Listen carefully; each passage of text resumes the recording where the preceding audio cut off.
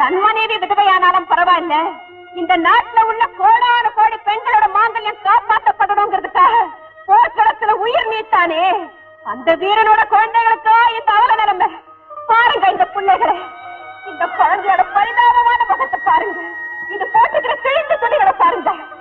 ஒண்ணு சொல்றேன், தியாகம் செய்தவனோட குடும்பத்தை நாம நடுத்தரவுல நிக்க வச்சா இனி நமக்காக தியாகம் செய்ய எவனுமே முன்வர மாட்டான். போர்க்களத்துல உயிர் நீத்த வீரனோட குழந்தைகளை பசி பத்னியால சாக விட்டா இனி போருக்கு செல்ல எந்த வீரனுமே துணிய மாட்டான். அதையெல்லாம் மறந்துட்டு அந்த அக்கிரமக்காரி தரேன்னு சொல்ற 10 ரூபாய் காசப்பட்டு அறுவடை பண்ண இறங்கிட்டீங்களே, உங்களுக்கு தெரியுமா 30 வெள்ளி காசு காசப்பட்டு ஒருத்தன் இயேசு கிறிஸ்துவை காட்டி கொடுத்துட்டாங்க.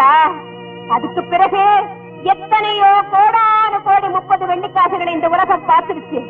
ஆனா நாளது வரைக்கும் ஒரே ஒரு இயேசு கிறிஸ்துவை இன்னமும் இந்த உலகம் பார்க்க முடியலையா?